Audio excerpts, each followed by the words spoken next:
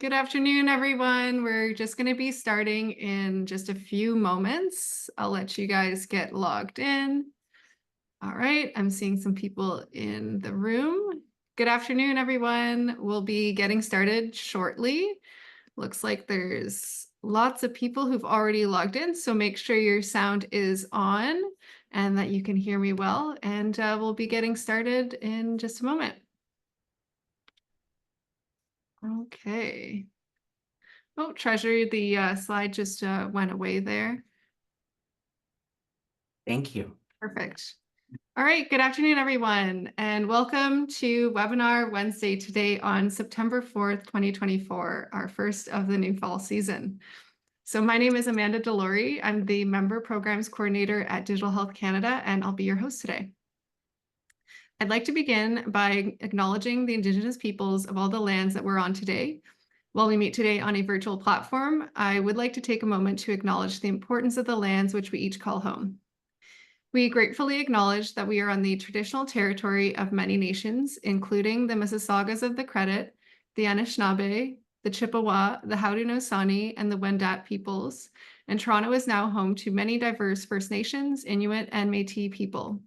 We also acknowledge that Toronto is covered by Treaty 13, signed with the Mississaugas of the Credit, and the Williams Treaties, signed with multiple Mississaugas and Chippewa bands. So please go ahead and share in the chat the territory that you are joining us from today. All right, let's dive in. Our webinar is eHealth 2025, everything you need to know about abstract submission. And it is my pleasure to introduce our presenter for the day. We have Treasure D. Legister. She is the eHealth Conference Director. So please note that we will be doing Q&A at the end of today's presentation. So make sure to type out your questions in the Q&A tab at any point, and we'll make sure to address them at the end. So thank you all for being here today, and I will now pass the mic over to you, Treasure. Thank you, Amanda, and great day, everyone. Welcome to the Abstract Submission Guidelines for Potential eHealth Presenters webinar. It's my pleasure to spend the next 45 or so minutes with you, sharing the process on how to write and submit a winning abstract for eHealth. I'd like to thank everyone who's joined us online today. I know that time is the most vital resource, and so I'd like to thank Digital Health Canada as well for providing this Webinar Wednesday platform so that we can connect with the eHealth community. I do hope that this eHealth abstract submission webinar is informative and helpful. We do have a lot of information to cover, and we will have time, as Amanda mentioned, for Q&A at the very end. So feel free to type your questions in the chat box, and she will monitor those for me. If I don't address your questions during the presentation or during the webinar, we can certainly discuss them during the Q&A at the end. Also, there will be a PDF of these slides, and a recorded webinar will be posted on the eHealth website under the Call for Abstracts page. So what are we going to be talking about on today's Webinar Wednesday? Well, let's quickly just review the agenda so we can understand how we'll spend the next 45 minutes. We're going to talk about what eHealth is, what we're looking for in a presentation. I'll provide you some helpful tips, how you're going to get started in the actual abstract submission form. We'll go through a guided tour of the form. I'll share some resources with you, and then we'll cover the Q&A. So that's how we'll spend our time. So what is eHealth? Well, let's celebrate, first of all, because we're actually going to be celebrating our 25th year this year. It's the go-to conference for connecting with leading innovators, policymakers, and thought leaders, all driven by a common goal, and that is to enhance access, equity, and outcomes in healthcare. So this gathering brings together the brightest minds from the Canadian digital health community as attendees, panelists, and presenters. And it's really the perfect opportunity to share ideas and expertise, celebrate successes, and identify some challenges with our peers from across Canada and beyond. It's actually been held annually in Toronto and Vancouver since 2000. As I mentioned, it's our 25th year this year, and it attracts up to 1,500 attendees in person. We were virtual from 2020, 2021, and 2022, but following the pandemic, we returned to Toronto in 2023, where we had 1,300 attendees. Our most recent eHealth conference was in May, and it was held at the JW Marriott Park, Vancouver, and we were sold out with 1,200 attendees at that event. If you didn't attend, please take a moment to look at the excellent videos that capture all of the greatness that was at eHealth this past May. It's available on the website and as well as on our YouTube page. Who actually attends eHealth? Well, it's filled with digital health executives from both the public and private sectors, information and technology leaders and professionals, vital health professionals, government and health policymakers, clinicians, patient partners and caregivers, students and academics, and emerging professionals. And we'll be heading to Toronto in June 1st to 3rd, I believe. Yes, June 1st to 3rd. And the event will be at the Westin Toronto Harbour Castle Hotel. As abstract writers, you have the opportunity to craft a compelling narrative or dialogue about a project and initiative within your health system that could transform healthcare delivery in Canada. Whether your focus is on health equity, patient advocacy, or innovative healthcare solutions, your abstract really should aim to make a real, tangible impact. Your submissions should focus on an initiative, technology, a process, or a delivery model. These are all really excellent areas to explore. And we're looking to address some of the key challenges in digital healthcare in Canada and how your insights can make a difference. We're very eager to explore all healthcare settings across the continuum of care, and that can be from acute care to patient referrals and discharges into community care, as well as increased studies of home care initiatives. Long-term care presents ongoing challenges, and we're always open to innovative solutions there. We strongly encourage submissions from the First Nations communities and BIPOC health communities who do face unique challenges, but they also have achieved notable successes through various regional deployments across Canada. Mental health is another crucial area where we seek to better apply our eHealth solutions, and telehealth or virtual health continues to be a valuable lens for understanding the current trends and the deployments.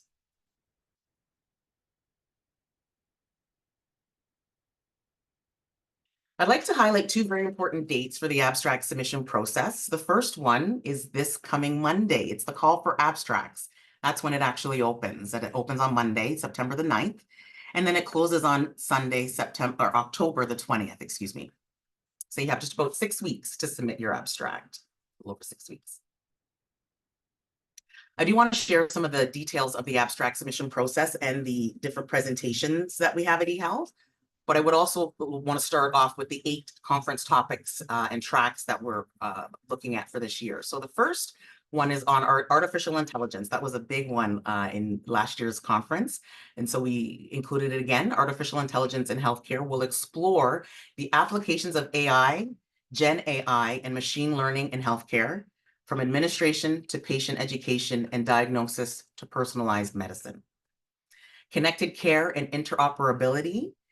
This is highlighting the data and language standardizations, data sharing, public policy alignment, and shared governance initiatives that support a connected healthcare system.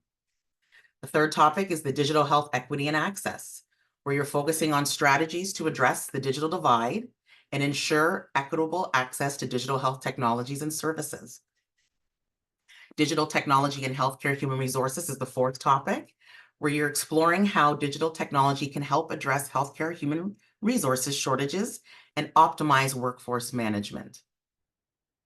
Health data governance, security, and privacy is the fifth topic, where you're addressing best practices for collecting, analyzing, and securing health data while ensuring privacy and balancing data sharing priorities. Patient engagement and empowerment is very important as our sixth topic. It's exploring approaches to enhance patient engagement, promote shared decision-making, and empower individuals in managing their own health. Technology solutions for mental health will focus on mental health care delivery technologies and e-mental health innovations, resources, and tools. The last topic is virtual care, telemonitoring, and remote patient care. So we're looking for you to share topics around examining advancements in virtual and remote care technology and program implementation and the impact of healthcare accessibility. So I covered a lot of information there. I want to point out to you that you can click on the link, and it's also available on the website, but in this presentation, there is a link there that you can go in and see the descriptions. And this is also covered under the submission guidelines. So it's on the web for you. Okay. So the presentation types, this year we have 3 different types of presentations. And just from the high level, you'll see that they are e-poster presentations, oral presentations, and panel presentations. And all of them are different ways to get your idea, your project, and your thoughts across. So I'll just spend just a few minutes here describing each and so you can identify the differences. So the e-poster presentation, it's 10 minutes this year. We've increased the time to allow you to present a project or case study that informs or addresses the delegates of key findings or lessons learned. The audience that attends an e-poster will have a couple of minutes to engage in questions and answers. And we have a clearly defined electronic poster format where successful e-poster authors will provide this virtual template. They'll be provided with this virtual template that they can upload their e-poster before the conference. They do not need to provide a physical e-poster at the conference. It's all done virtually. And there's one presenter for the e-posters. Oral presentations, this forms the basis of most of our presentations at eHealth. This is a 20-minute presentation. We've increased it to 20 minutes. You will roll through a PowerPoint presentation deck where you'll tell the story and present your thoughts on your project and the implementation that you're working on. Inside of this, we give the presenters the options of a Q&A period that you will include within that 20 minutes, or you have the option of just doing a straight oral presentation for the full 20 if you don't want to engage with the audience. The maximum number of presenters for an oral presentation is 2. It can be 1, but you have the option of having an additional presenter for the oral presentation. The third and final format is the panel presentation, and these are 30-minute sessions to present a concept or idea, and the maximum number of presenters is 3, and that will be permitted for an accepted panel presentation. In this 30 minutes, it will include time for Q&A, and typically there are 2 to 3 speakers that will present during this panel so that they can show a different point of view. For example, you'd have like a technologist, a clinician, maybe a health system administrator, who all speak to different challenges or some different points of view. The idea here is that you're engaging with the audience. So there would be the Q&A, and then the audience can ask questions of the panel and have this live discussion. So all of these presentations will be given in person. There's no virtual, it's all in person at eHealth in Toronto, and they will be in breakout rooms. So there's no headsets, it's all individual breakout rooms. Yeah, for the 3 presentations. So that's the 3 of them. All right, some tips on this for your submission. So let's talk about what to include in the abstract. So as I mentioned before, we're eager to hear from visionaries who are redefining healthcare.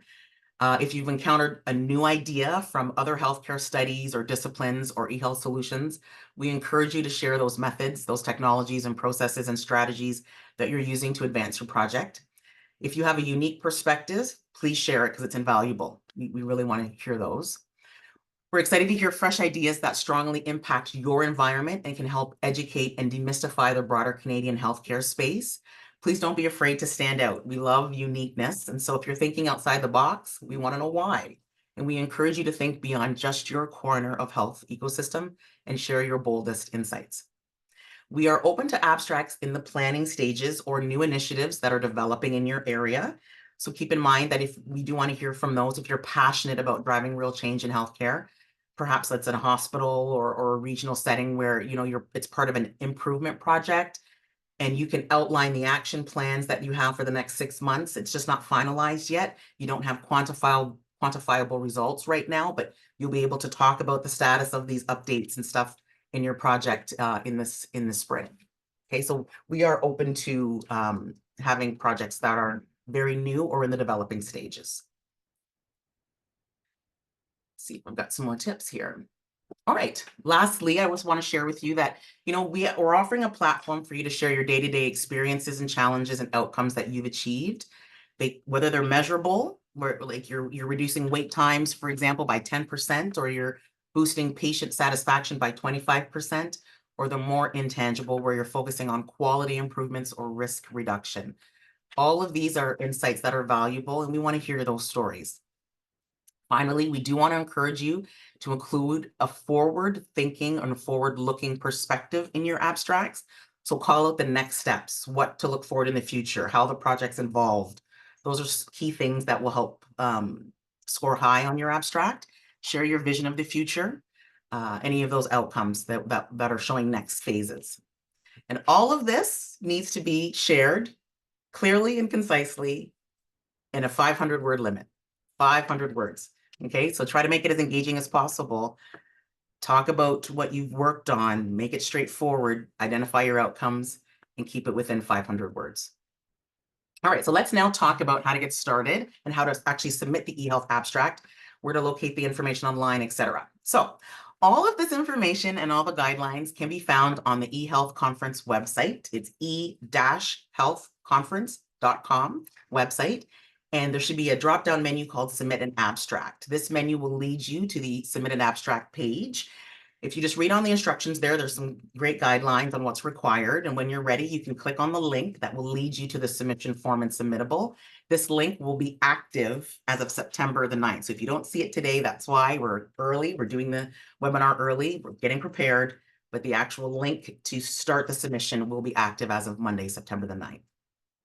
I do need to make sure that you remember the submission portal will actually close on Sunday, October the 20th at 11:59 Pacific. So for those on the West Coast, you get a couple of extra hours, but we've extended it. Instead of it being on the Friday closer, now we're doing it on the Sunday, even though you should take your weekends, but we're giving you a couple of extra days.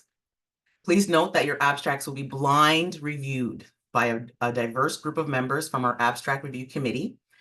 They will include several patient partners because we always want to keep them deeply involved in shaping the program. We're very committed to having a patient-centered perspective in everything that we do. So keep that in mind. All right. I believe now we're going to get into the form. So let's look at what the login page looks like online. There's some screenshots that I'm going to share with you as we navigate the form. And yeah, this is the login page. So when you're ready to begin the abstract process, you'll see on the left side of the slide, that's the section for the new submitters. You'll be guided through what they have as creating a new account. You'll fill in some mandatory fields, and we highly recommend that you use your official work email address to create your account so that we can reach out to you if we require more details. Upon completing the setup of this account, you will receive a confirmation email that will allow you to log in and complete your submission. Accessing the login via the confirmation email will let you return to the system and continue working on your abstract. And the reason why I'm pointing this out is because you don't have to submit your abstract all at once. You can go in and create it, do some drafts, come back, leave it, go back. That's why we're giving you that length of time, 6 weeks, to draft this. But you can do it in the system and save it. And then once you're ready to submit it, you can then submit it live. All right, so just keep that in mind. If you are a returning abstract submitter, we've made this process very easy for you. So you just have to log in using the same email that you had from previous applications, and then you'll have your submittable account available because you won't need to create a new one if you're logging in with the same. Once you're logged in, you'll be brought to the submission summary page, and that's where you'll see, if you're new, there won't be any abstracts that you've submitted, but if you are returning, you'll see previous abstracts submitted and any progress of what those were. Okay, we're going to jump in now to the actual sections of the submission. There's 11 sections and steps that we need to review. So let's go through those briefly. Keep in mind that anything that has a red asterisk or the word required beside it is a required field. And that's pretty much the whole form, to be honest. There's a lot in there. So the first one we'll start off with is the contact details. We start with these details, and I know that they're standard questions, but they are very essential for us to reach you. So please make sure that you fill those in accurately with your email address and phone number, etc. Again, please remember, it's a blind review process. So this contact information is actually not shared with the abstract reviewers. It's just for the team that needs to contact you once we're ready to let you know that you've been successful. The tracks and topics is where you start off with after you've identified your contact information. We want to get into where you feel your of the 8 topics and tracks, where you feel yours would be most relevant. This is a reminder that the conference tracks descriptions, again, are available online. So while you're going through the submission process, if you don't remember what the descriptions are, there is a guideline page right beside that you can access. Please note, though, that the program committee may change the conference track when we're preparing the final program, if necessary, if we feel that it fits into something better. And the reason why is just as we go through the program, some Sometimes we just need to change the topic. Presentation title and summary. So we want you to start off by giving your presentation a description and an attention-grabbing title within a maximum of 15 words. The 50-word summary is also crucial because this distills your abstract really into 1 or 2 sentences for the program agenda.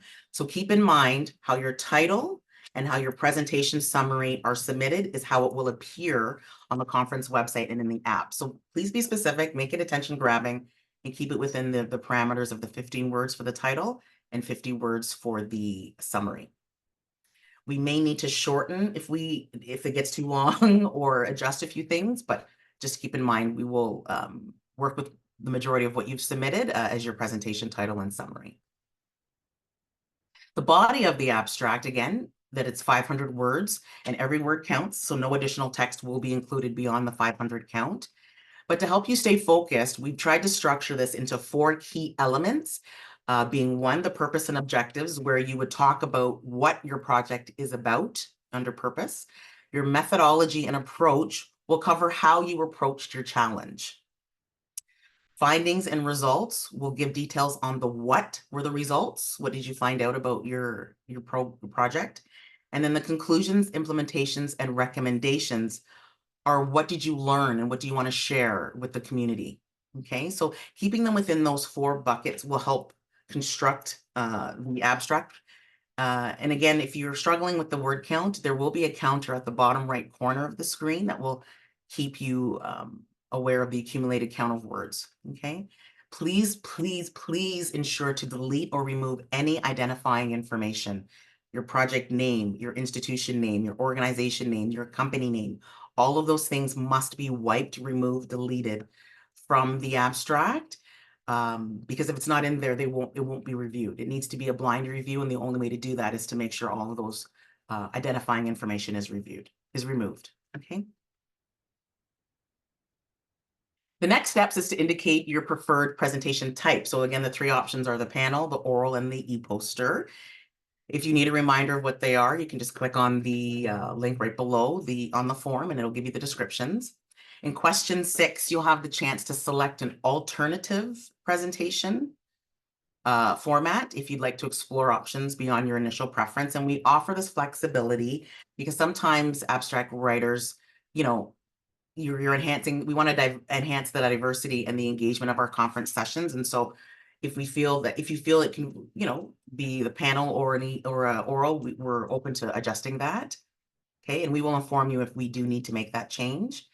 We are flexible with panel and orals flipping, but we kind of stick with the e-posters. If you've selected an e-poster and you're successful, most likely you'll present it as an e-poster because this format is very graphic heavy and focused on visuals and numbers, which doesn't always translate well on a panel or an oral presentation. So having it as an e-poster, if you select that, most likely that's what you will be awarded. Presenter information. Yes, so this is where we need to know if you're submitting the abstract as the primary presenter yourself, or if you're doing this on behalf of somebody else, like your colleague or a boss. While there are no limits to the number of authors, so many people can contribute to building this abstract or the program that you're working on, we only allow for 1 lead presenter, which is the same in the past. So the primary presenter will receive a reduced fee conference registration, and any additional presenters will need to pay the full registration fee. Please be sure to list all presenters in your abstract submission. You can include any optional oral presenters and panelists under questions 8 and 9. So your primary will be answered in number 7. If you're having an oral presentation where you have a second optional presenter, you would then complete their information in number 8. And if you're having a panel where there's up to 3, then you would include their information in number 9. If the abstract is accepted as a panel presentation, there is a reduced fee conference registration for all 3 panelists, okay? So again, I just want to repeat, if you're an e-poster, you're a primary presenter because there's only 1, you will get the reduced registration. If you're an oral, 1 presenter will get the reduced registration, and the second optional will pay the full price. And then for panels, all 3 will receive the reduced registration if you have up to 3 panel presenters. You can have 2, but you can't have one on a panel. Okay. All right. So there are two key presenter acknowledgement questions in this submission process this year. The first one is we just want to make sure that you fully understand the format that you've selected and the number and maximum number of presenters for your presentation type. We also would like for you to acknowledge that if you are accepted as a presenter and your submission is successful, that you are aware that you are required to register by February the 28th. All presenters are required to register by February the 28th. We do encourage accepted presenters to apply for approvals and funding early on so that you can avoid any delays and ensure that your registration is completed by the February 28th due date.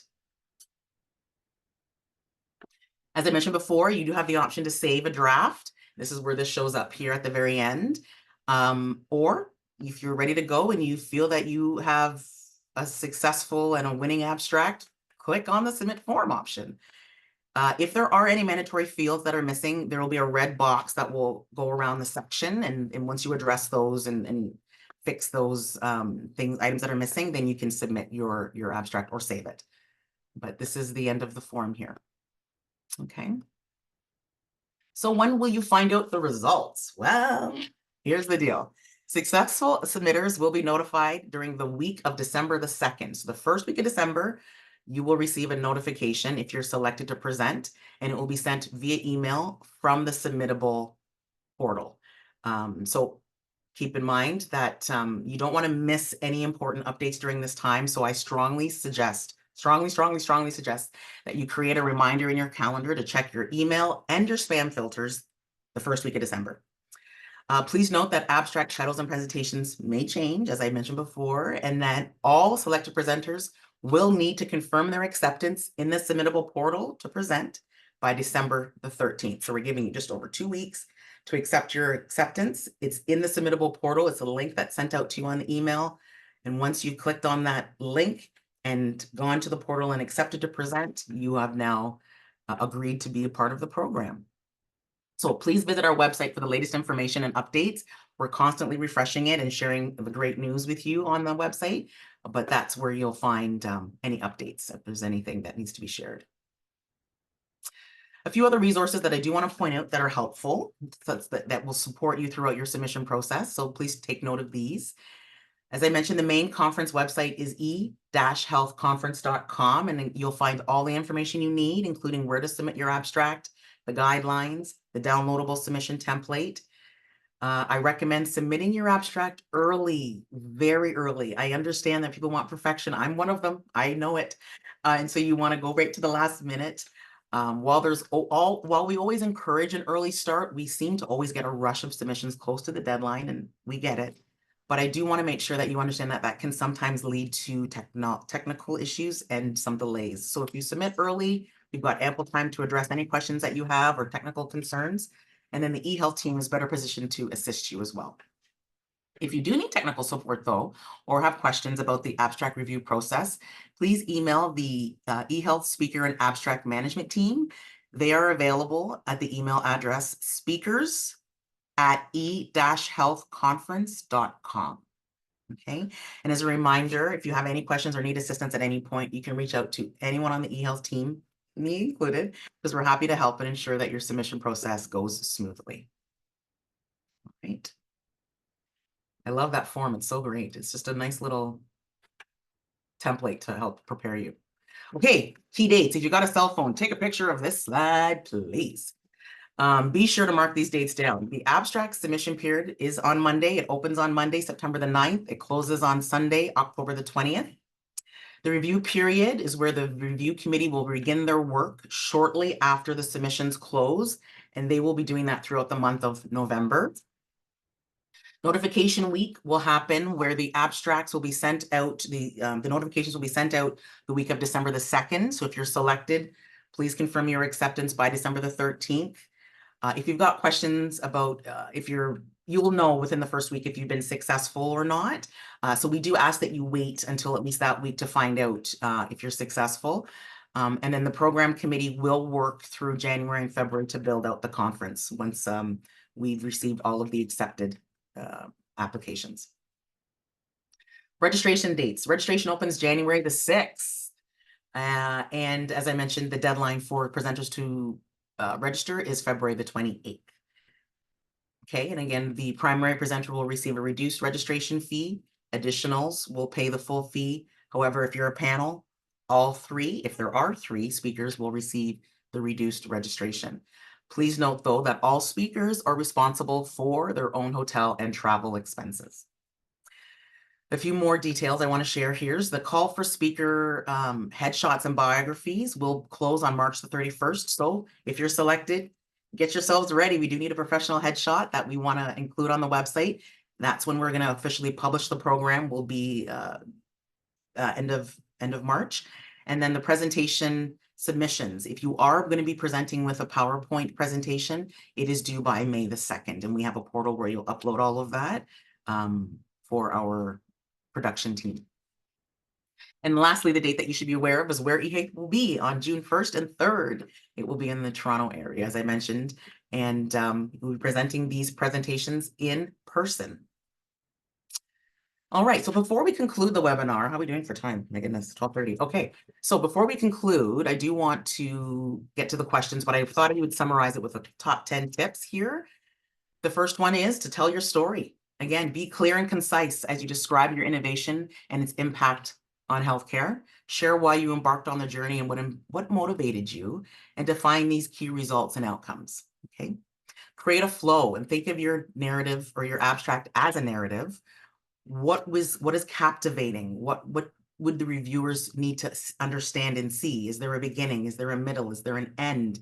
Do you have a forward-looking conclusion? So create some sort of flow with your abstract. Show your work. You can highlight your success with data or real-world examples. That comes a long way to describe your processes. Okay, so we want to showcase something that's making a difference in digital health, provides, your objectives, your activities, your outcomes. So show your work. Outline the next steps. Detail how your work has impacted the organization. Reflect on successes and challenges, and be articulate. Articulate all of the future impacts of your projects with the next steps. Offer something new. Again, think outside of the box. Be extraordinary. Is your approach something that's innovative? Explain why it stands out. It must align with one of the conference tracks, so ensure that you tick that off your box. It's one of the 8 tracks. That it's engaging to your audience. A few more. We want to craft a strong title and summary, because again, these are what will be used to publish on the website and what people will read in the conference app. They'll decide if they want to come to your session based on your title and your summary. So make sure it's engaging and speaks to exactly what the abstract will be about. Be clear and focused.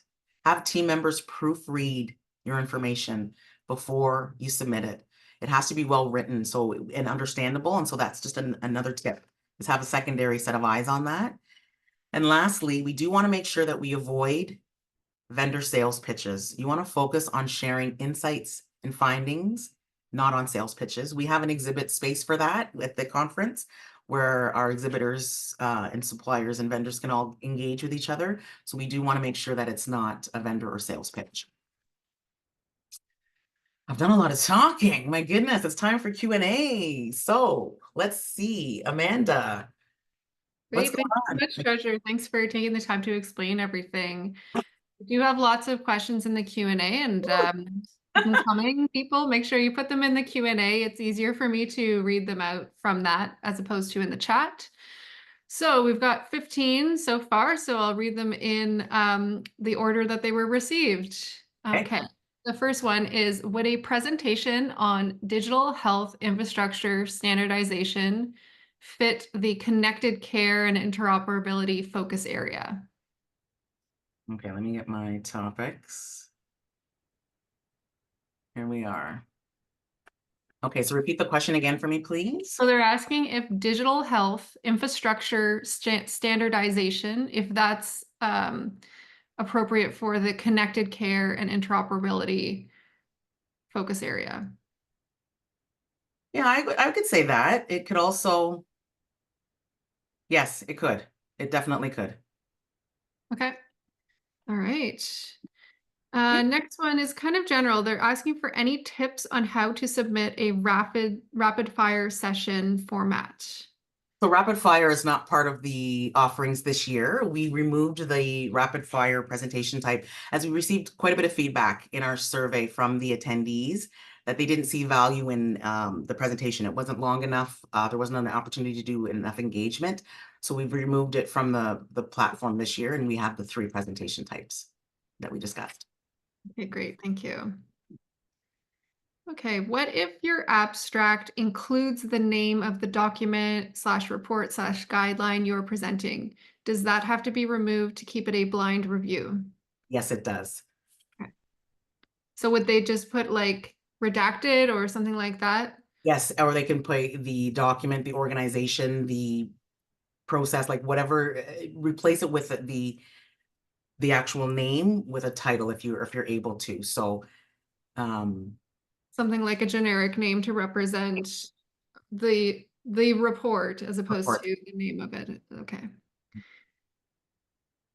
Okay, is it okay if our topic slash project for the abstract is new right now, so there's no quantifiable results yet, but there will be more information after go live? Yes, yes, that would be, as long as we have something that we can see that you can present in June. So if you have data that will be available to you maybe in April, May, that you're able to speak to because you're building now your deck and your slides that you're going to share this data. So yes, if it's not available at the time of submission, explain why, because you're still collecting. But yes, we do have that in the development stage. We will accept those applications. Okay, and then they just wanted to also know if you have any advice for how to convey that in the abstract. Simply stating that, yeah, the data we're in the development stage, and putting clear dates and timelines as to when it will be available, and that you're committed to sharing those results and what you're forecasting that they will be, including that information in the future thinking. So at the very bottom, the conclusion and the future findings, that's where we would include that information. Okay, great, thanks. Mhm. Okay, another one, it's been asked kind of twice. They're asking how competitive are the submissions, and then someone else asked what the success rate is for the submissions for poster oral panels. Excellent question. Okay, so last year we had about 350 submissions and we had space for 175 presentations. So that was almost just short of half of them that kind of weren't successful. So keep that in mind. We do try to base it that we will have a nice mix. As I mentioned, your oral presentations seem to be the most. A lot of people put forward for oral presentations. And based on the scoring, if that's what we have a lot of, then that's going to be the majority of the program. But we do try to balance it out. Your presentation type does not necessarily mean that you're going to get in higher. Like if you choose e-posters, they have a better success rate versus panel. That is not part of the equation. We do like to have a mix of presentation types, and again, it is based on scoring. Great. Okay. Okay, how common is it for the format to change from oral or panel and vice versa? And who usually initiates the change? Is it the organizers or the speakers? So even though I mentioned it multiple times in our slides, in the years that I've been a part of the process, we've only changed 2 titles. 2. So it's not a lot. It's very, very rare. And it was maybe just 1 word that we need to adjust. And I will be honest, sometimes the submitters that they've been successful, after they've worked on their presentation, they've asked if they can tweak their titles themselves a little bit. And so we will allow for that, very minimal, because again, the abstract was selected based on what you submitted, so it should be just a tiny tweak if necessary. But it's very, very, not very often, excuse me, it's not that we do it, it's very minimal that we change them. Okay. Okay, in the 500 word section for the abstract, are we able to use the formatting tools that you had on the screen, bold, underline, bullet points? And then if they're asking if the reviewers will actually see this formatting or if it's just straight text for the reviewers. Okay, so you're talking about, let me get to that one here for the body of the abstract. This, Yeah. The yes, form. okay. So yes, it is actually what they see. It is straight text. It is straight text. I'm trying to remember if you do bold, yes, I believe you can bold items and you can underline. but there's no graphics. You're not able to add images or video or anything like that. It is text that you can at least bold, underline, or italicize. Okay. Okay, so just basic formatting. Yeah. Okay. Can non-members of Digital Health Canada also submit and present? Absolutely. Conference is open to members and non-members. And being a member of Digital Health Canada is a wonderful benefit, but it does not help you in the submission process. You don't get a higher up level. You don't get a bonus points because you're a member of Digital Health Canada. But it would be great if lots of people were. It's just it's not part of the process or the evaluation criteria. Okay. Okay, just to go back, the question where you answered about the title change, they were actually asking about if there's a format change. Does that happen? Do people get switched into a different format?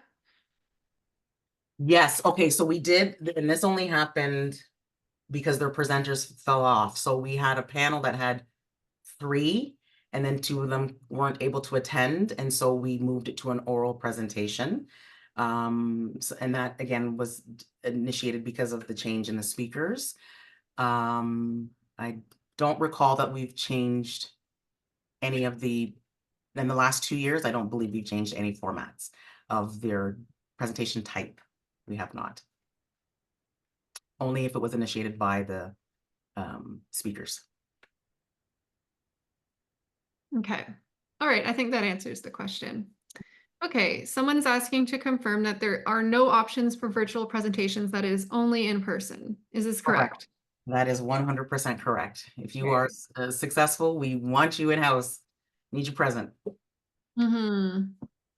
Okay, and then another one was just asking about the coverage for expenses, which, as you said before, the speakers are responsible for their own expenses, such as travel, hotel, etc. And the reduced registration as well. Yeah. And they still have to pay for their registration, but there will be reduction as per the table that you explained. Okay, also on the registration fees, they're wondering if the reduced registration is lower than the Health Canada member rate.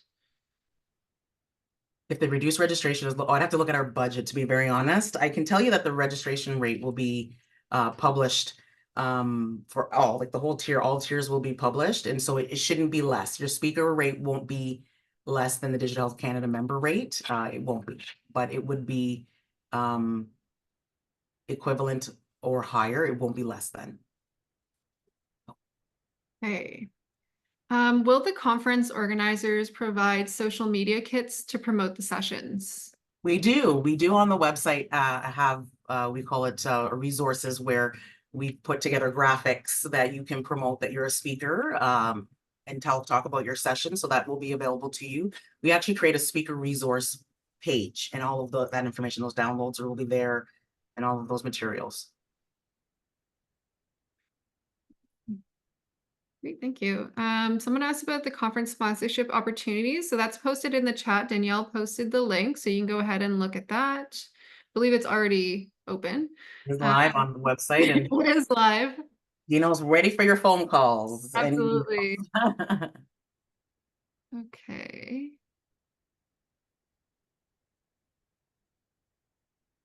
Okay. The next question is, we would like to present a project which developed a process for the promotion of AI solutions in healthcare, which also includes AI requirements and patient partners. We therefore do not have specific solutions with direct impact on healthcare. However, the teams we are working with did. So does this kind of subject align with eHealth conference, specifically in the AI in healthcare track? I was going to say that's where it falls. Third party, Yeah, basically. correct. So it would still be applicable and they can still apply for the AI track. Yeah. Okay. Okay, what if the project covers more than one conference theme? So we did offer the option for you to select up to 3 topics. That way you've identified where you fit, because sometimes programs or projects can fit in more than one. And so we're giving you the opportunity to select up to 3. And then we'll take that into consideration when we're building the program, that it falls under one of those three. If it falls outside of one of those three, that's when we go back to the presenters and say, would you consider us, would you be okay if we moved it to this conference track? And here's why. We may need to tweak the title a little bit, etc. But that's how we'd approach that. Okay. Okay, another one is if there's multiple people who submit the same topic for an oral presentation, would you ever consider matching them up for a panel? Yes, we have done that. We've approached and advised that that's an option. The speakers on the one decided not to do that approach. They decided to still keep it separate. But it is an option that we have exercised in the past. So that is a possibility that we would do in the future again. Okay, great. Mhm. Okay, when considering abstracts to submit, are there any restrictions as to what the breadth of the project can be? For example, if it's a government initiative that works with many public and private stakeholders, can we still submit this project for consideration? Or should projects be more specific or a smaller scale? No, please submit it. Okay. Great. And does the conference equally divide the tracks within the presentations, or are some tracks more popular than others? Yes, that's a great question. Some tracks are more popular than others. Last year, our AI was very popular, the virtual care was very popular, and patient engagement was very popular. I was actually surprised the equity and access had lower, but again, that's what was evaluated. Those are the successful ones that came through. So it does fluctuate. We don't say we need 20 of each, because that's not how the chip falls. We want to present excellent content based on what the submissions were. So yeah, it won't be divided that way. It's done by the tracks and what's successful. Okay. All right. Just looking at the chat, there's a question on if you are unsuccessful for a panel selection, will you automatically be considered for poster or oral? Good question. And no, if you are unsuccessful, it's considered not moving forward, regardless of the presentation type. Would it be allowed then for them to submit for multiple categories, or is that automatically disqualifying? Well, you do have the option again to select your initial primary that you think. I think it's best I would do this as a panel, and here are my three, or I'm willing to do it as an oral, and here's the two presenters that we would go with. If you're not successful, then it would be removed from the program. It wouldn't then be your second choice. It would just be removed as not moving forward. Okay. Mhm. Okay, and then I've got another one, just a clarification on a possible topic.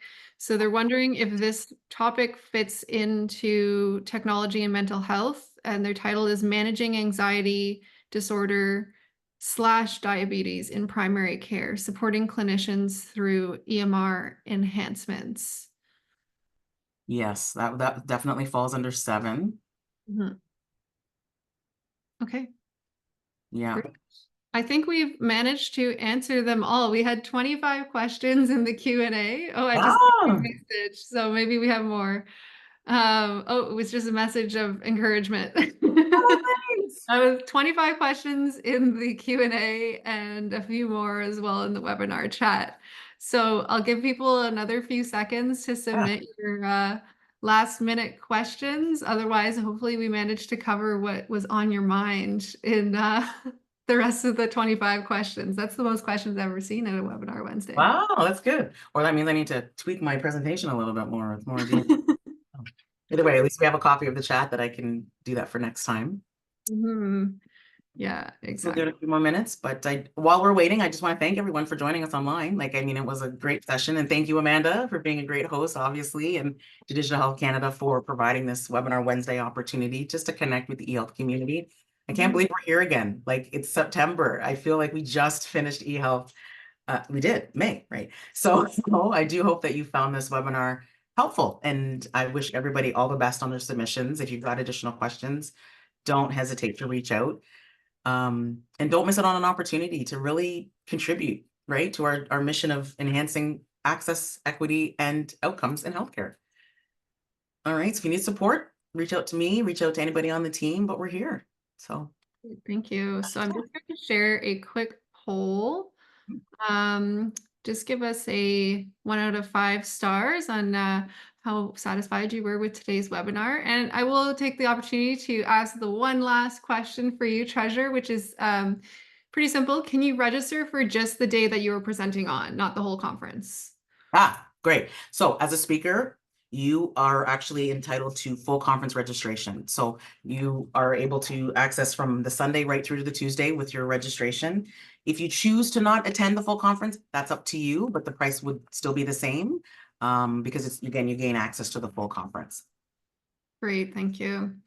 Okay, thanks everybody for answering the poll. I'm just going to share some more things that we are up to here at Digital Health Canada. All right, so as usual, we do have our online Digital Health Canada community. So this is where I'm going to be posting today's webinar as well as previous ones. And this one, because it's a special eHealth session, will also be on the eHealth website. But if you are a member, you can definitely join and access the digital health community and engage with other members. Next week, we have making the most of your Digital Health Canada membership. So that's going to be the Digital Health Canada team presenting on all the benefits that you have access to. And another thing I wanted to promote is our new podcast. So you can use that QR code on the screen to access it. It is free for anyone, not just members, and it's going to be covering a lot of different topics in the industry. And we are posting monthly a new podcast. So definitely go and check it out. There's already a few up. So if you're looking for a new podcast to listen to, this might be your lucky day. And I also want to promote all of our events that we have coming up this fall. We have a number of events coming up in October and November, as well as December. So all that information is going to be available on our website as usual. And also keep an eye out for emails to get a chance to register. Okay, that's it for us. Thank you so much, Treasure. And we'll see you guys all next week and at eHealth, hopefully. Yes. Be well, everybody. Take care. Thank you. Bye.